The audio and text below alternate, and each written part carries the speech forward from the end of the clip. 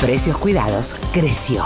Este programa, creado para cuidar el bolsillo de cada argentino, asegurar condiciones de competitividad en la economía y lograr que cada consumidor ejerza su derecho de elegir informado, se federaliza y amplía. Se agregan productos y rubros nuevos, se incorporan nuevas marcas, más variedades y más comercios. Además, se suman mayoristas y distribuidores, facilitando que se agreguen supermercados chinos y almacenes. También se incorporan opciones para celíacos, porque queremos que este programa sea realmente para todos los argentinos. Más precios cuidados, más marcas líderes, más opciones de productos para vos.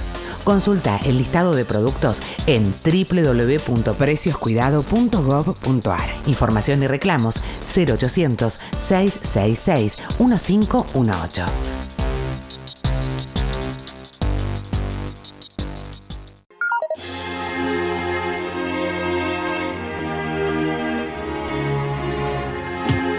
El 6 de junio de 1999, las fuerzas de seguridad se cobraron otra víctima en tiempos de democracia.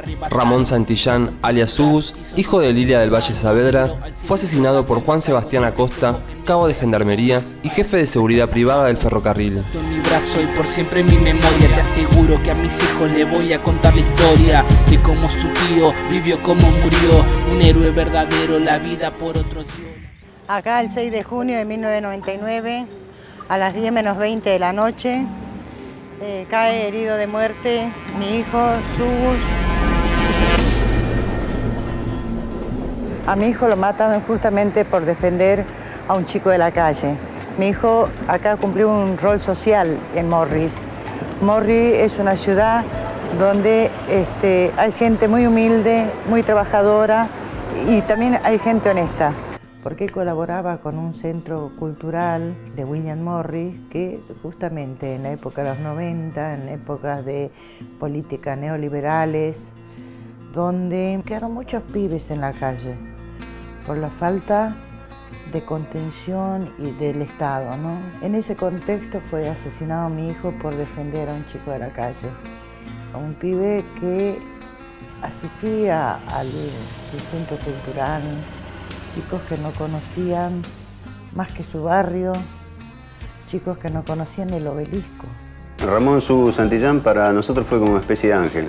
Ellos venían con chicos que estaban en situación de calle, que nosotros los trabajábamos, tratábamos de reinsertarlos, y él era un chico de barrio, no era un chico que estaba en situación de calle.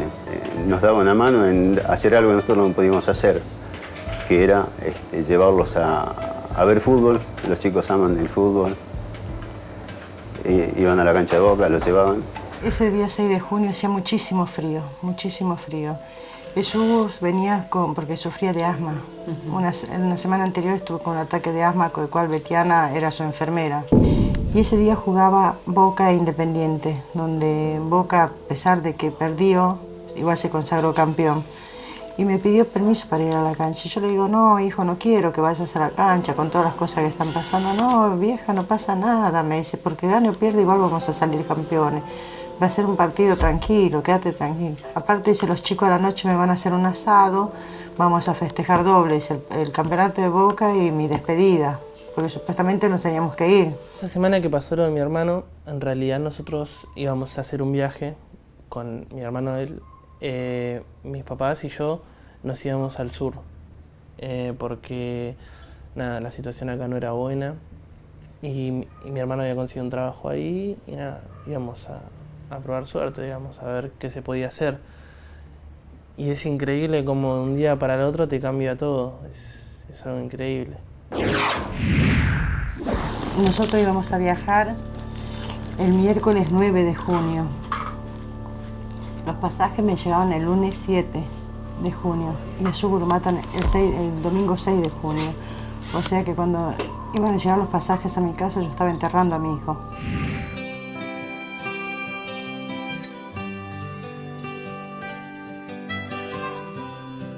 Él, una muy buena persona, no digo ser muy buena persona, ayudaba mucho a los demás, era compañero, buen hermano, buen hijo, muy laburador, estudiaba y trabajaba y nada, siempre nos dio con lo que pudo. A mí, por ejemplo, me compraba cosas para mis cumpleaños, navidades, siempre él estuvo, para mi hija, para mí, para mis hermanos, siempre. Yo tenía 6 años cuando él lo mataron y las cosas que me acuerdo, digamos, recuerdos así, que nada, era un día frío y mi hermano tenía que volver de la cancha, era un domingo, se había ido a la cancha y ya era tarde y no volvía. Esa misma noche estábamos por comer con mi familia cuando nos tocan el timbre y era nada, la policía que nos venía a avisar lo que pasaba. Y el enterarme fue raro, pues yo estaba en el secundario, me fueron a buscar al secundario mi hermano con un grupo de amigos de él. Y nada, no me dijeron qué era lo que había pasado.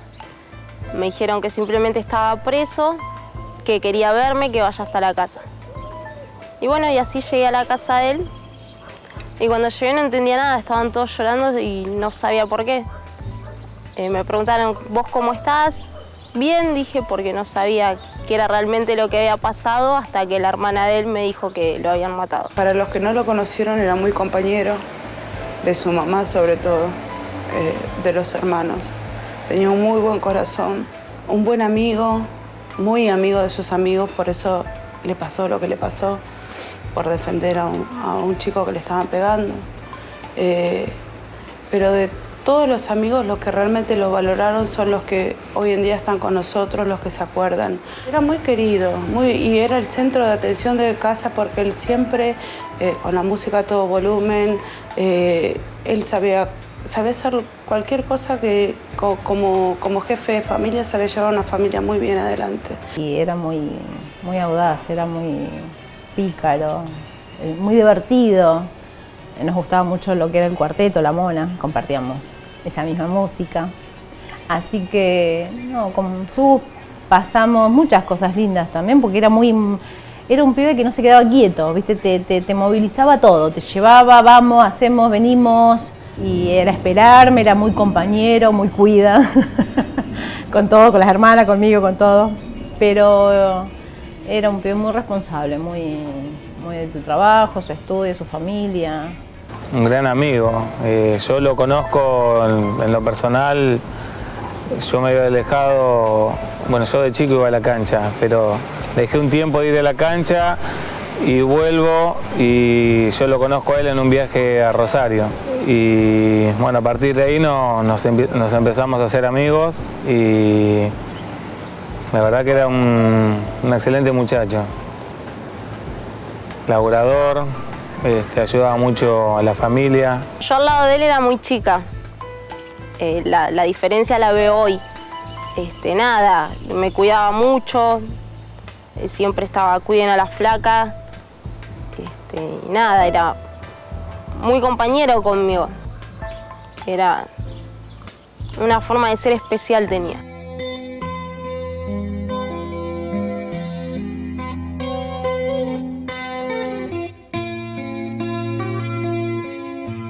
Subu con los chicos venían en el penúltimo coche del tren, cada uno con su pasaje. La seguridad que tenía puesta estas empresas privadas era determinante.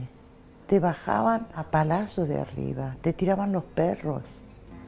No había contemplaciones para el pasajero. Vos no tenías voz, como pasajero no tenías voz, como usuario no tenías voz.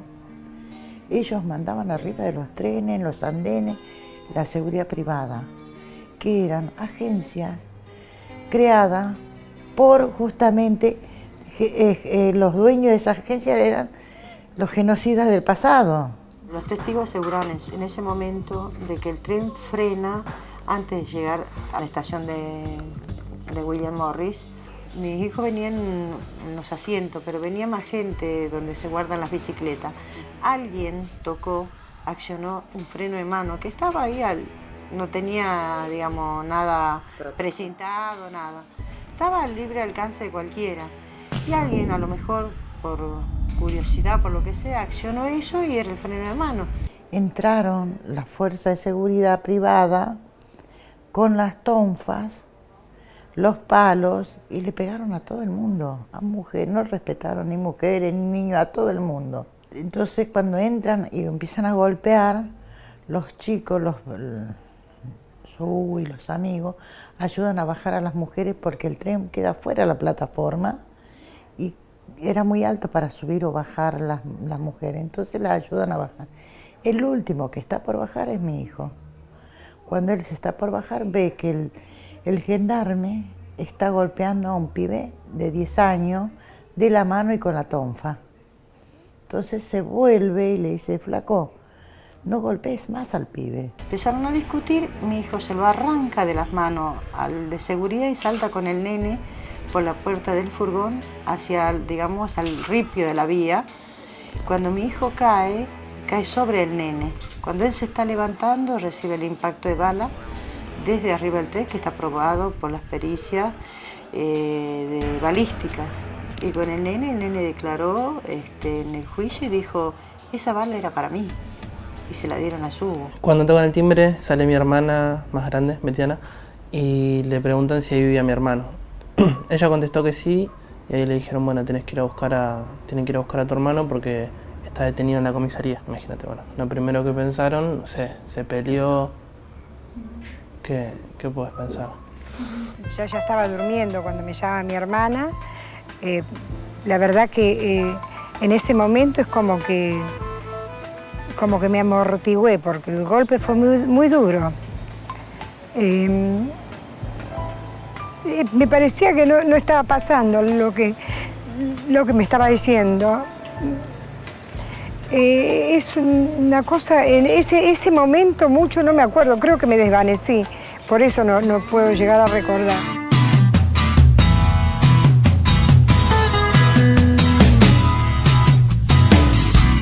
Tú me enseñaste que tan simples son las cosas. Nosotros no sabíamos primero que había fallecido, fue toda una situación de miedo, de terror, no sabíamos qué había pasado. Los chicos empezaron a venir corriendo, yo justamente había ido a buscar unas cosas y veníamos en un remis con otro muchacho, vimos que había un conflicto en la estación, sentíamos piedrazos, el tren parado. Ya cuando llegamos había chicos que habían venido corriendo llorando a los gritos, nenas, había chicas jovencitas de 12, 13 años, otras de 10, que venían corriendo con otros chicos que los habían baleado. Y ahí nos dijeron, le pegaron a Sus un tiro, Y como un ángel cuidarás de mí, cuando me pierda y deje de reír, y como el viento. Ese 6 de junio de 1999 se acababa la vida para Subus, y para Lilia del Valle Saavedra, su mamá, empezaba otra. No se quedó inmóvil en su sufrimiento. Enseguida quiso averiguar todo.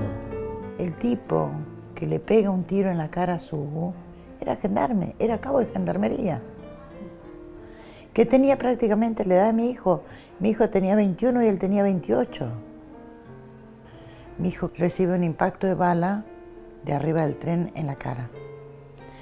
una bala hueca, que está prohibida por la Convención de Ginebra. Mi hijo está totalmente desarmado, y fue, digamos, una ejecución. Para mí fue una ejecución porque le pega en el pómulo derecho y la esquila le corta la yugular y la carótida, que mi hijo creo que sobrevive en minutos. Cuando llego a la sala de guardia del hospital de Burlingame, yo apenas entré, lo reconocí por las zapatillas, ya estaba tapado, pero estaba todavía caliente mi hijo. Yo lo revisé íntegro, hasta la planta de los pies. Yo le buscaba la salida de la bala, algo no le encontré, lo revisé íntegro, le abrí la boca a ver si tenía olor a alcohol, le revisé los bolsillos, todo. No tenía ni un rasguño. A partir de ahí, bueno, empezó mi lucha judicial, digamos, ¿no? Primero por saber por qué Juan Sebastián Acosta, personal de seguridad de la empresa SWAT y ex cabo de gendarmería, asesinó a mi hijo. Y también poder preservar todas las pruebas que había, que no se plantaran cosas, que la policía hiciera un trabajo de investigación como corresponde, para poder aportar a la justicia para que pudieran condenar a Juan Sebastián Acosta.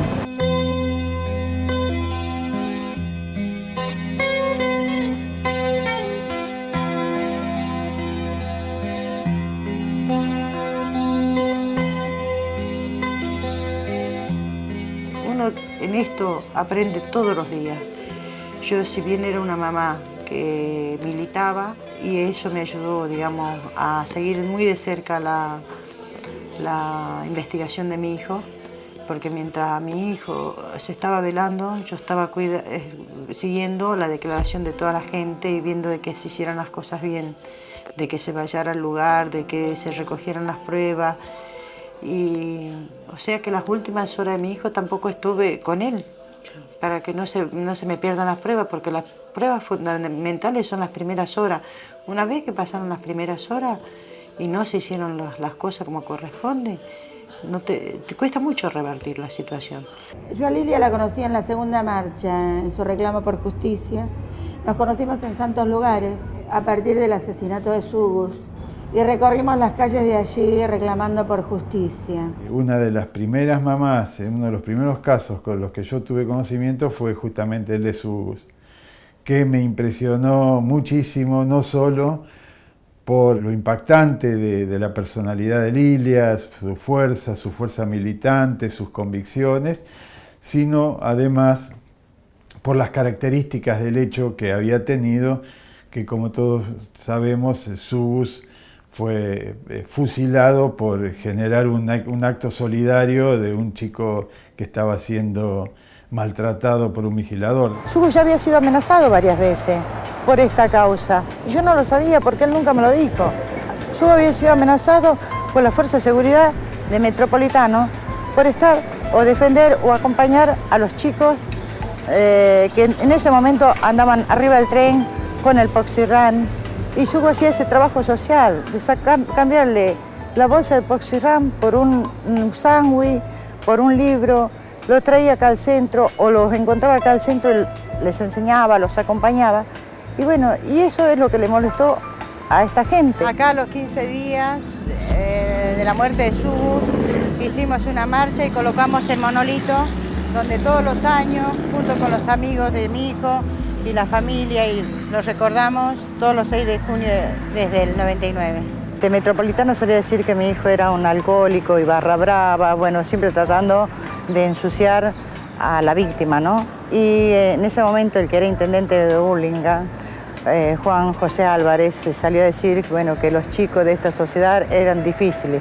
Lo primero que se iban a decir es que era un barra, que lo había matado porque era un barra, pero en realidad no, porque mi hermana tenía el boleto y había viajado con los amigos que eran hinchas, que no eran barras. Yo tenía más de 70 testigos, gente que venía en el tren, gente que estaba en la plataforma, los de la parada del colectivo de la estación, la gente que estaba en el paso a nivel para pasar, los automovilistas.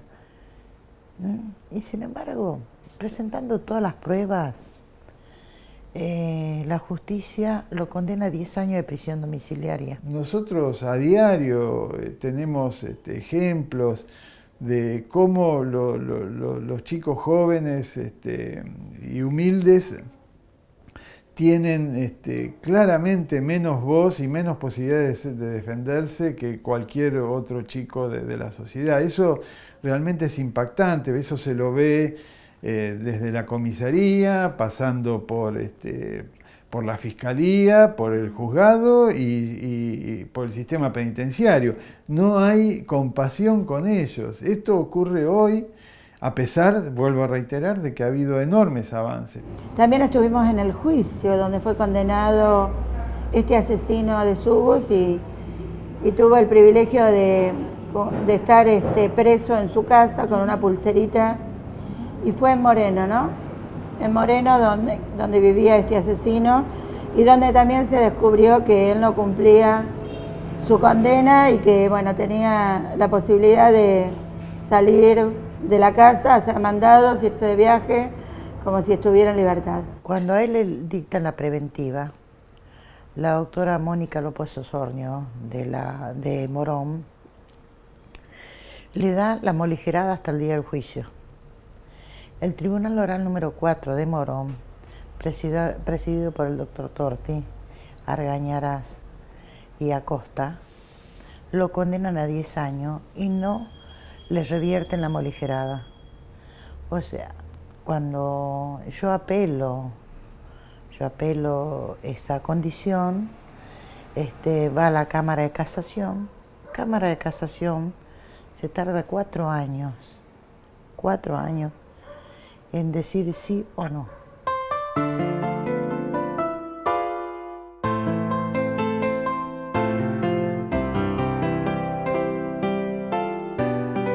Yo me encadeno en la Cámara de Casación, en la puerta de la Fiscalía General en La Plata, donde estoy 24 horas encadenada, donde ahí también me entero que habían pasado todos los tiempos legales.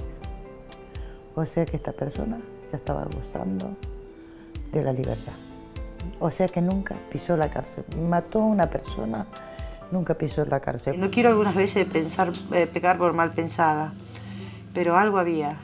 Y al ver que estuvo toda la prensa metida dentro del juicio, tuvieron que, condenarlo, pero le dieron la prisión domiciliaria. Juan Sebastián Acosta está en libertad. En octubre del 2004, con el beneficio de la ley del 2x1, quedó en libertad.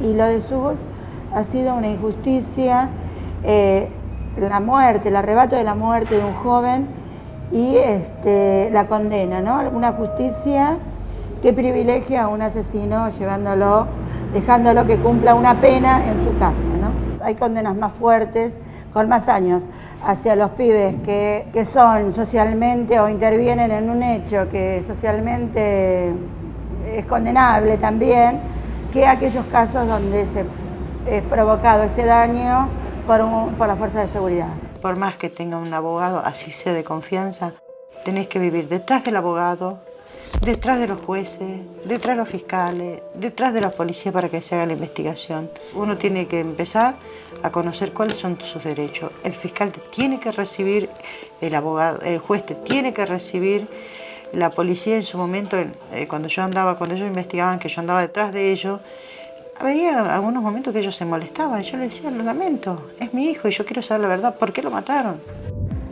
Un caso policial que parecía muy claro. Una discusión, un custodio armado que dispara, muchos testigos, la presencia de la prensa que le da resonancia al hecho. Es muy difícil que algo así quede impune. Sin embargo, para Lilia, la justicia no fue todo lo rigurosa que podía haber sido. Toda una lucha de toda una familia, porque acá está Lilia encabezando la lucha por Sugus, pero también están sus hermanas, sus hermanos, su cuñada, la abuela, ¿no? En esto de reclamar y en esto de no estar. Yo no creo en las luchas individuales, yo creo en las luchas colectivas. El día de la sentencia me produjo indignación, impotencia de no poder cruzar esa valla y yo misma decirle un montón de cosas que me habían quedado atravesadas, porque cuando el juez le pregunta a él qué tenía para decirle a la familia, él lo único que supo decir era que él lo hizo para defenderse a él y a su familia. Y Subo en ningún momento lo agredió a él ni tenía un arma. Hoy me fijo que hace 10 años yo le perdí a mi hermano y eso me da mucho. Hoy lo podría tener, podríamos ser una familia normal y podríamos estar todos tranquilos, ¿me entendés? Porque hace 10 años que mi familia ya no es más una familia, es lo que queda de una familia, ¿me entendés? Creo como el caso de Subo, como hay miles de casos, ¿me entendés? Que queda la familia desmantelada y por otro lado queda la persona que asesina, queda libre y está... ¿Y nosotros qué? Tratamos de sobrevivir, esa es la palabra. El dolor lo voy a llevar el resto de mi vida. Cuando fue el día de la sentencia del juicio, que yo me le voy encima al tribunal y le digo por qué lo mandan a su casa, me dijo porque no tenía antecedentes. Mi hijo tampoco tenía antecedentes. Lo tengo que ir a visitar al cementerio. Entonces, para mí es como que no hubo justicia. Yo no pido ni cadena perpetua, yo no pido pena de muerte. Si la justicia dijo que lo condena a 10 años, que esos 10 años lo pase en la cárcel, porque tiene que pagar una condena por haber matado a una persona.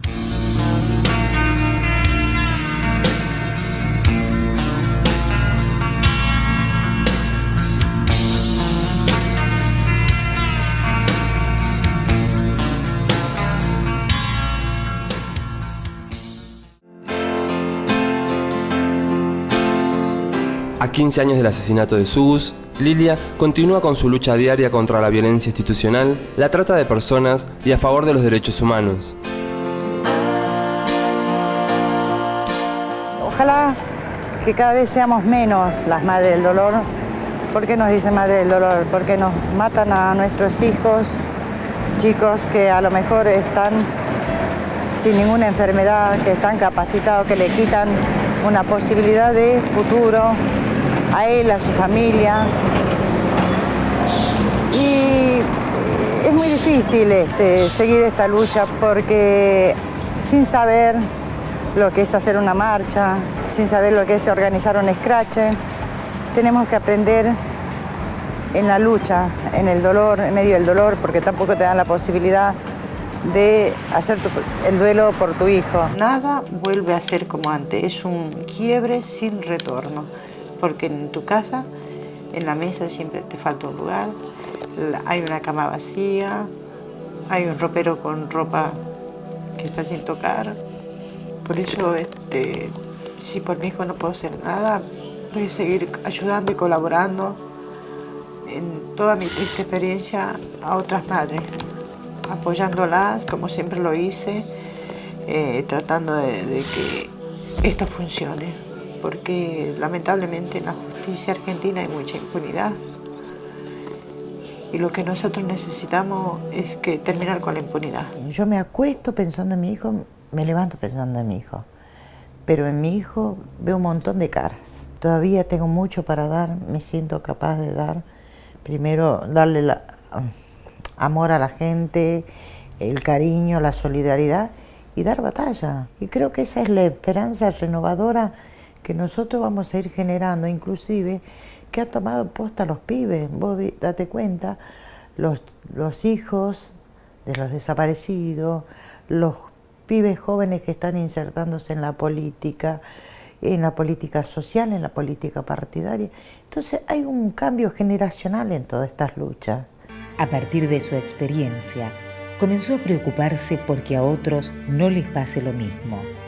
Se acercó a otras madres, las acompañó, compartió experiencias, luchó junto a ellas y unidas llegaron más lejos. Llegué con la justicia divina y pidiendo que esto se conozca en todo el mundo y para tener, digamos, una fortaleza espiritual tanto para mí como para muchas madres.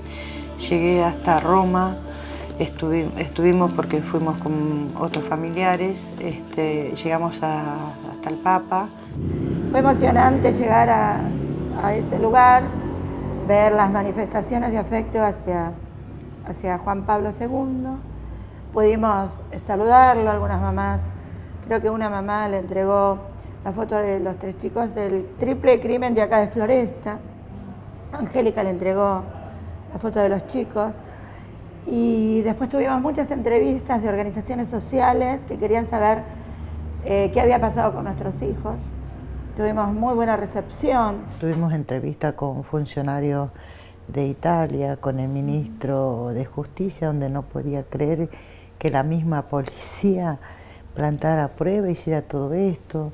Pero por lo menos saber y trascender la frontera, como lo hicieron las madres y las abuelas de Plaza de Mayo, porque ellos trascendieron la frontera, pues si no, lo del genocidio iba a quedar acá. Porque también tenemos que aprender que si no tenemos justicia no podemos construir un futuro firme. Por mi pibe a lo mejor no pueda tener justicia, pero sí para los pibes que están vivos, que no le pase esto, y al que le pasó que realmente tenga la justicia terrenal, que es la justicia del hombre, ¿no? Yo en el 99 tuve que golpear todas las puertas y a mí jamás se me abrió las puertas. Había un Estado ausente, había un gobierno de la provincia que daba carta blanca a la policía para que maten al tipo. Había un tipo de chicos que había que liquidar, que eran los morochos de pelo largo.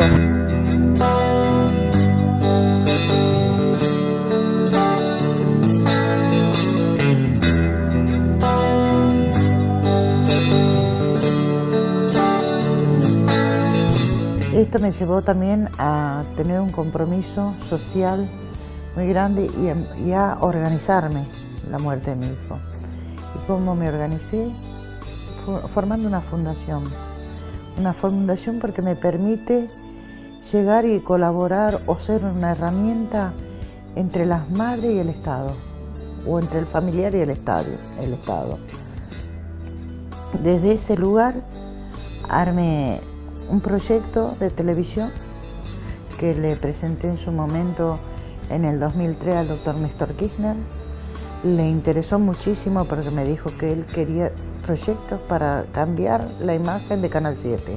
La fui encontrando a lo largo de los años de la vida. Ella ya, creo que fue en el 2006, 2005, que empezó con el programa Nación Sonámbula. Nación Sonámbula. Que fue la verdad un programa bárbaro, que ella tuvo una iniciativa muy interesante. Y ese programa, bueno, se instaló y fue un lugar de encuentro y una voz muy importante en la televisión pública. Y bueno, y sentir que estas mujeres que han perdido lo más valioso en la vida salen a poner lo mejor que tienen para concientizar, para pelear contra la impunidad, y además no solo contra la impunidad, para pelear que esto no vuelva a pasar. No es solo la justicia en el caso propio, sino además es cómo construir una democracia que permita que esto no suceda. El trabajo que hace Lilia desde la fundación a la cual pertenece, él entrevistando a organizaciones sociales, a ver que se sepan los casos de impunidad en este país, los logros y los avances de este gobierno nacional elegido por el pueblo, con la profundización que necesitamos y los cambios que faltan todavía.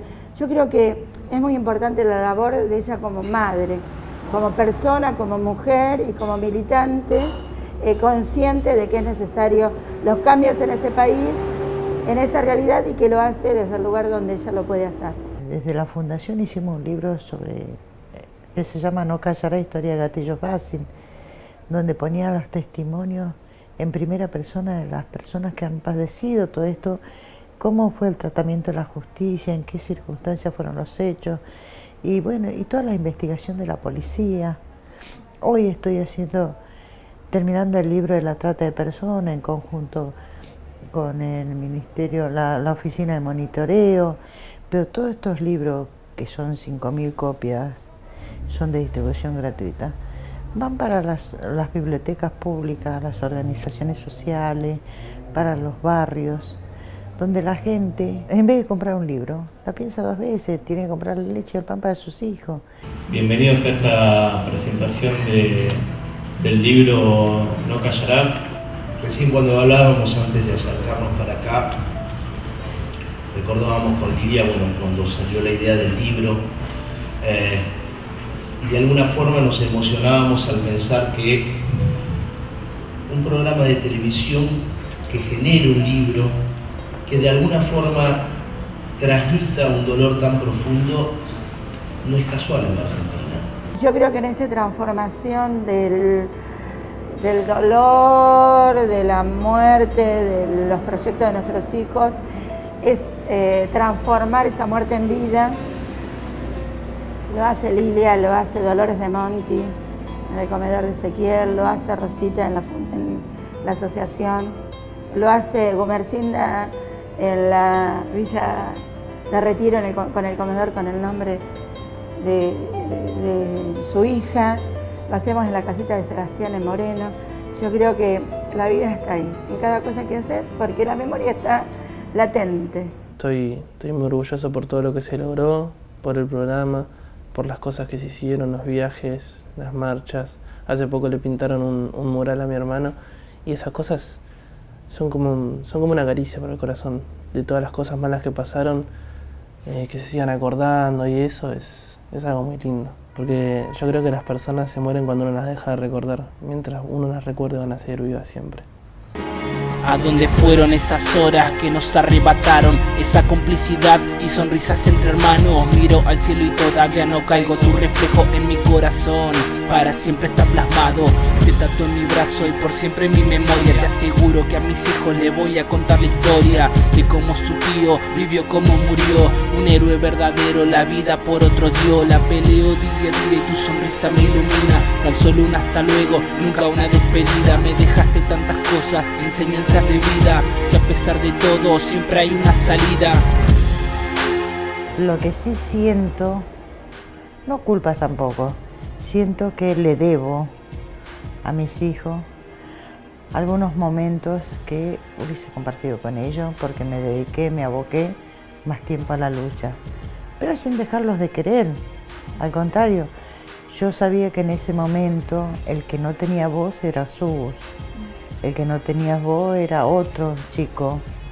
Entonces me sentía con la necesidad de salir a hacer la voz cantante o el pedido de ellos. Gustavo, cuando murió el hermano, yo le ponía las medias, los calzoncillos. Gustavo no se sabía poner las medias ni los calzoncillos. Y no te olvides que a los 6 meses y días que mataron a mi hijo, falleció mi esposo. Entonces tuve que ser de padre y madre. A los 9 meses murió mi papá, ya de saber seguro. Y nada, eso me da mucha bronca. Que mi hija haya tenido que pasar por tantas cosas, siendo una mujer que luchó tanto, ¿me entendés? Por nosotros, por mis primos, por mis tíos. Y tener que salir a hacer marchas, a hacer volantes, a ir a muchos lados, a golpear muchas puertas y que nadie le dé bola, ¿me entendés? Que nadie le dé una respuesta, que espere la justicia que nunca llegó.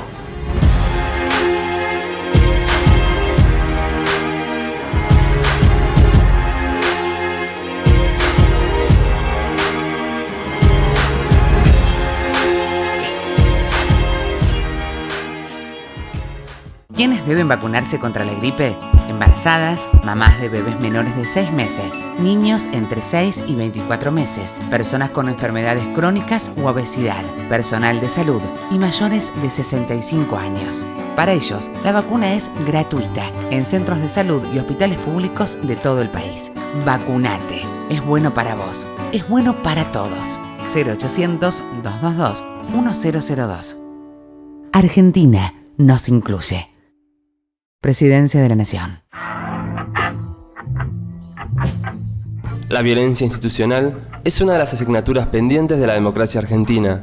La consolidación y defensa de un verdadero paradigma de seguridad democrático no coloca el acento en la militarización de los territorios, sino por el contrario, en la generación de oportunidades concretas y viables de acceso al trabajo, a la vivienda, a la salud, a la educación y a la justicia. Hoy es 8 de mayo y elegimos hacer este encuentro este 8 por las discusiones que se vienen planteando en la realidad en Argentina, impulsada de los grandes medios de comunicación y sectores judiciales, políticos y policiales también. Queremos dar otra cara, queremos dar la contracara de ese discurso, queremos construir en todo el país una seguridad democrática con los principios y valores que tiene la democracia y con respeto a los derechos humanos de todos y todas los compañeros, las pibas, los pibes de las barriadas también. La violencia institucional para nosotros está vinculada al tema de seguridad, porque también la expresión de mano dura o todo lo que implica mano dura, el resultado de todo eso es más violencia institucional para nuestros sectores populares, y nosotros tenemos la responsabilidad no solamente de decirlo, sino de construir otra mirada, de afianzar esta organización, de afianzar estos preceptos que estamos discutiendo hace muchos años, y hacerlo con contenido y con organización popular. El encuentro de seguridad democrática y federal lo hicimos el día de la lucha contra la violencia institucional, en homenaje a los pibes de la masacre de Budge y a los miles y miles de pibes que han muerto y siguen muriendo en la Argentina por las balas de la policía, y en el Congreso. En el Congreso, ¿por qué? Porque hay sectores de la política y de las corporaciones económicas que pretenden trabar las discusiones. Para nosotros no va a haber, dijo Cristina una vez, victoria definitiva mientras haya un pobre en la patria. En este ámbito para nosotros es lo mismo. Mientras haya un policía que dispara, mientras haya un policía que le pega a un pibe, mientras haya algún agente de la Fuerza de Seguridad del Estado que viole los derechos de algún ciudadano argentino o de otra parte del mundo que esté acá, no va a haber victoria definitiva. Y esto es lo que queremos hacer, queremos construir esta seguridad, creemos que es posible, hay masa crítica, el encuentro mostró que hay un montón de actores sociales, políticos, insisto, culturales, que participaron y que tienen mucho para decir y sobre todo mucho por hacer, porque hacen todos los días, permanentemente estos espacios están construyendo y cada tanto es necesario confluir para profundizar esa construcción. Porque frente a los conflictos siempre surge ese mismo músculo reaccionario de una sociedad que lo primero que se le ocurre es agudizar las penas, endurecer la policía, es generar debates que impliquen necesariamente el conflicto de la inseguridad. Es la encuesta y es el dirigente político que se maneja a través de la encuesta de cuáles son las problemáticas que tenemos en la sociedad. Y justamente siempre caemos en el mismo círculo vicioso.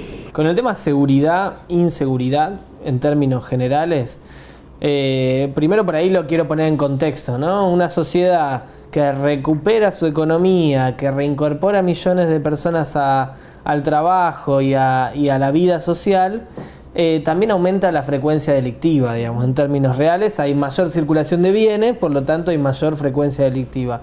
Sobre eso, creo yo, se han montado los medios de comunicación con un interés político de desgastar al gobierno nacional, concretamente, planteando una idea de que la Argentina es el país más inseguro del mundo, ¿no? Este trabajo de lucha contra la violencia institucional no es solo un día. Aprendimos que a partir del asesinato y muerte de nuestros hijos, la vida nos cambió, que las víctimas son ellos. Pero nosotros, que sobrevivimos al horror, tenemos que luchar para que estas cosas no pasen. Nosotros en realidad lo que creemos en términos de cómo resolvemos todo este gran problema, cómo hacemos para que en la Argentina no maten más pibes y también para construir un modelo de seguridad democrático, es construyendo organización popular. Nosotros no lo vemos por otro lado, digamos. Si bien tenemos una agenda de seguridad democrática y creemos que hay que hacer modificaciones institucionales importantes, como la reforma policial y penitenciaria, planteando no solo el control civil por arriba de la Fuerza de Seguridad, sino el control ciudadano por abajo de la Fuerza de Seguridad. Los que organizan el delito no son los pobres. Esto que quede claro, para ser narcotraficante, manejar el negocio de trata de personas o tráfico de armas, hace falta tener plata, estructura, contactos políticos y judiciales. Tenemos que hablar de seguridad, por eso creamos la campaña nacional contra la violencia institucional. Miles de pibes de los barrios empobrecidos de nuestra patria fueron y son víctimas del accionar policial. Es tarea de esta campaña desarmar discursos. La seguridad se construye con inclusión. Compañeros, compañeras de la universidad, vecinas, vecinos, compañeros de las organizaciones, muchas gracias por visitarnos una vez más. Yo hoy circunstancialmente soy diputado, pero bueno, acá están los compañeros de Levita, por ejemplo, nos conocemos y nuestro laburo, hablo de Levita porque es de donde vengo, pero todas las organizaciones hacen lo mismo. Nuestro laburo viene o se desarrolla en los sectores más populares, en los barrios más humildes de nuestro país, y ahí es donde mayormente se sufre la violencia institucional. Los sectores más castigados por la violencia policial son los pobres. Porque acá criminalizaron la pobreza por el solo hecho de tener una razón para matar. Que el gatillo fácil es la secuencia de la dictadura, no es la consecuencia de la dictadura, es la secuencia, porque nunca dejaron de matar. En democracia fue el gatillo fácil, en la dictadura fue los apremios ilegales. Entonces creo que está bueno que empecemos a trabajar.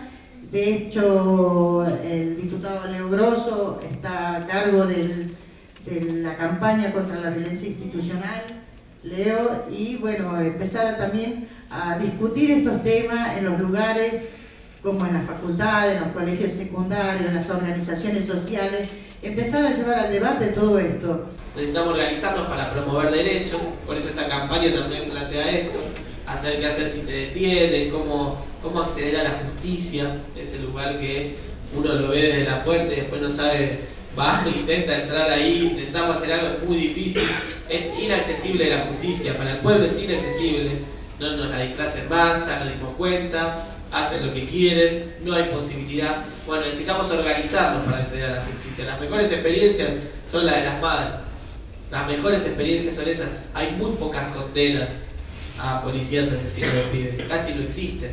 Las condenas importantes que existen son condenas que tuvieron movilización política y organización alrededor.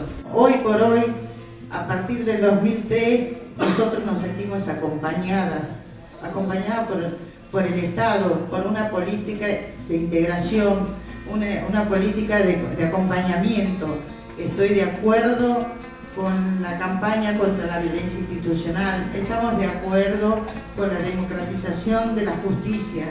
Lo que no estoy de acuerdo es con la pena de muerte ni con la baja de imputabilidad. Con eso no estamos de acuerdo.